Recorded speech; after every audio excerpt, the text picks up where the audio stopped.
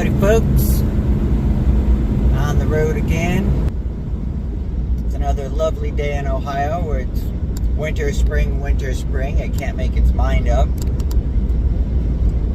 Welcome to March, almost April. We're running south today.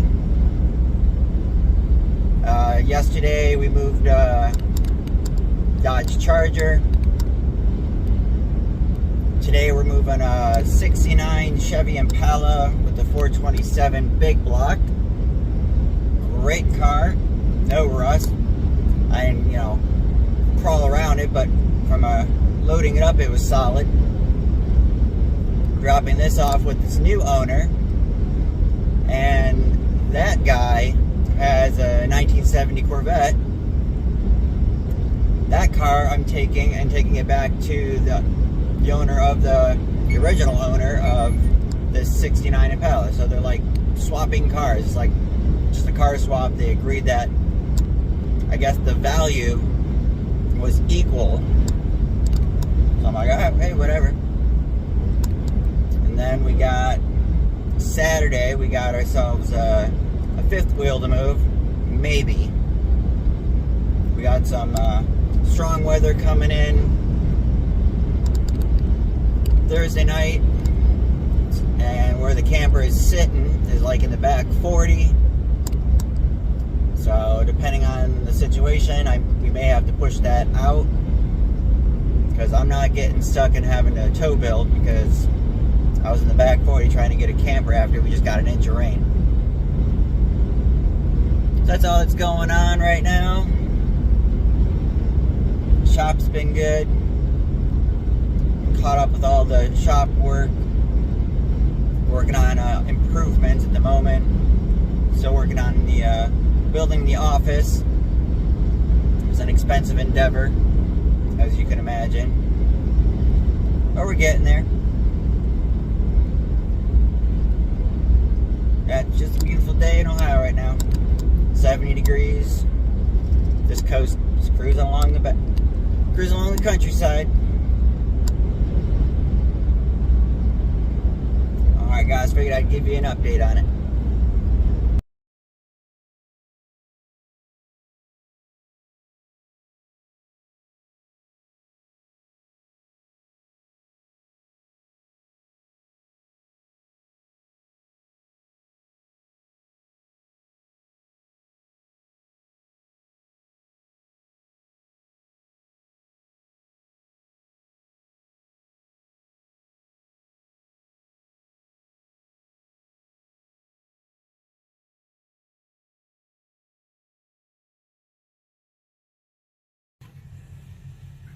Alright guys, we're on my weekend job here moving this camper. We got an issue. This is a Sportsman KZ, I think it's by Kaufman or something. Anyway, it's been sitting here for a couple of years. It's a mess. And the driveway is there. And he said he just basically pulled it into the spot where it is. He just pulled right in. That's as far as he went, because he got stuck and he ended up getting himself unstuck, and the trailer's been here for a couple of years. So he posted it up. I took the job. I'm like, oh, it's a camper, easy peasy, right? Well, it only just rained here in Ohio really hard on Thursday. It's now Saturday, so obviously nothing dried out, and it's springtime, so we're stuck. I did get everything jacked up with the floor jack I brought. Got it on some traction boards out of the hole that it doesn't take much to dig in, guys. When it's soft and truck weighs that much, it took like 2 seconds, and that was it. So I spent like the last hour and a half from this far. Did my pre-trip, got the tires right up there flat, got my strap laid out. Got my other guy coming with my other truck that I use. It's got a hydraulic winch on it. Even if I had a winch, there's nowhere to go. Yeah, I see trees, but about 3 feet in front of that truck is a very, very wet spot, which is going to be terrible. I basically can't go any further forward than I am, because it just gets worse. So I somehow get pulled back, and then swivel it and get it lined up, and then basically winch it backwards into the fifth wheel, because the top layer, the first quarter, half-inch and stuff, not bad, pretty solid. But once you break that surface, it's over. For anybody wanting to know, these are Falcon Wild Peak ATs. Yeah, and then there's, yeah, I know, you know, if they're foot full of mud, you ain't getting on it enough. Well, can't beat up your rig that makes you money and start breaking stuff. It's smarter just to call for some assistance. I mean, even if it were to dig and get out, all it's going to do is dig harder, dig deeper, and it's just going to be more difficult to get it unstuck. Right now it should be a super easy pull to get out. And then once I get the truck hooked to the trailer, there's a receiver hitch, frame mounted. I'm just going to go to get the other truck. It's going to sit back about in here, run the cable out, and basically pull the whole unit in one shot out. Got my boards laid out to try and keep the camper up out of the dirt so it doesn't dig in. And we're gonna go from there. And I told the guy I got a time limit. I got another job. It's a large destination triaxle. It's like 14,000 pounds, so it's gonna be a beast. So something in my shoe. So I told him if I'm not out of here by 2:30, 3 at the extreme, basically packing up by 2. If I'm not out here basically in the next hour and a half, I'm gonna have to pack it up. It's gonna take me about 10-20 minutes to finish getting back out and unstuck. I don't know. Figure out what we're gonna do, because I gotta get down to the next stop's about an hour and a half from here. Man, I may even just get out of here, just head straight to the other camper, which is gonna be a quick 9-mile haul, and just come back up. That might even be the smarter route. We'll figure it out. Alright guys, so camper was a no-go. Couldn't get that fifth wheel out of there. Ground was too wet. It was an absolute challenge just to get the rig out. I had my other driver come with the other truck to help get it out. Nightmare. But I chose it. So I told the guy once it dries out, probably in May or June, whenever it dries out, told him I'd be glad to come back and do it again and get it out when the ground actually can handle the weight and I won't get stuck 3 seconds after pulling in. So I'll throw in the pictures of being stuck.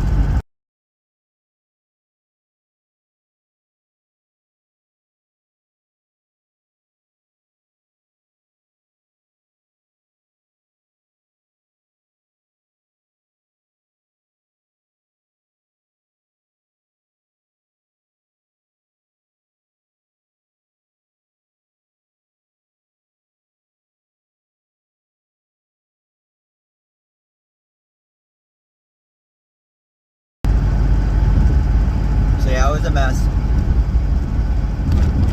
And then we were like, just with it's the sheer challenge of getting the truck out of there, because constantly sank, boards, traction boards, winch, recovery straps. Like, it was just terrible. Tires were, you know, can't really, you know, as they would say, get on it, you know, spin the tires, get the mud to clear out so I could dig some more. Because the last thing I wanted to do is dig. I didn't want to bury the truck. So we had to be careful about that. It's not even our property. You know, this is not even the customer's property. It's like a guy he worked for. Anyways. So then, don't have a whole lot of, didn't really take any footage of the next camper. I just did that one. It was a very large Forest River triaxle. one of those destination mobile home style trailers. It was like 14,000 pounds. It was just huge. That's what she said. But anyways, yeah, we got that. Of course, you know, I expected it to be like in the driveway or somewhere I could get to it. Of course not. It's in the guy's backyard. I'm like, really? Like, here we go again. I just did this. And of course, you know, there's a whole bunch of obstacles. You had a septic system. You got to be careful with that. Because that stuff you can't drive over. Should not. Oh, man. But yeah, we got in there. And my other driver followed me. I'm like, well, you're already down here. You might as well follow me to the next one. In case I get stuck again at this point. So he followed me all the way down there. Hooked to that. It was, fortunately, those big destination trailers, they're just, they're a challenge. We didn't go far, but it's a kind of a windy day. And, you know, in my case, I'm running a single rear wheel. Now, I wouldn't suggest it. I mean, even with sway control, weight distribution hitches, all that extra stuff, there's only so much you can do when you're like 40-some feet long, 13.6 high. You're just a big wind sail. Didn't even need to put air in the airbags. I mean, we're only looking at 1,500 pounds of tongue weight. Well-balanced trailer. So, truck only rested down on the overloads just a little bit. So, I was like, yeah, no air in the airbags needed for this one. But yeah, going down the highway, it just felt it, just pushed you around. I just maintained about 55. I wasn't trying to push my luck today. Yeah, that job was done. Figured the first job was a failure. Might as well try and do the second job, get that one done, so at least I can make some money today. That's, you know, I'm in the Duramax. My other driver is in the Hemi. So I'm burning 2x the fuel now. So, depending on how you look at it, today was a wash. Didn't really make any money, so to speak. The other guy decides he doesn't want to wait until the weather dries out and I can actually move his trailer. That's fine. Not worried about it. There's always the next customer. You gotta do what's best for your equipment. Because if you break stuff, it ain't their problem. It's coming out of your pocket if you snap axles or blow tires out from stuff in the dirt you can't see, or paying for a tow truck to pull you out of the mud.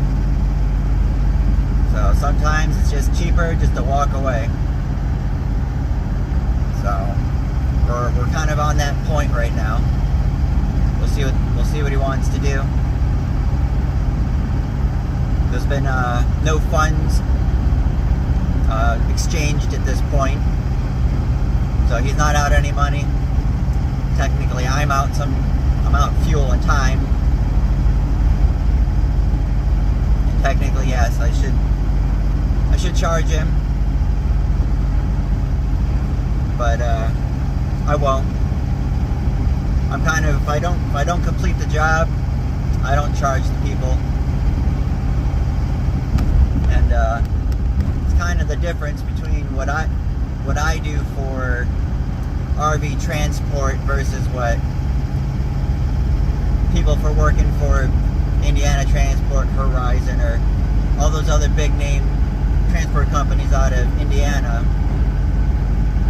You know, you're just going into a gravel lot, hooking up, taking it to wherever it's going, typically a dealership.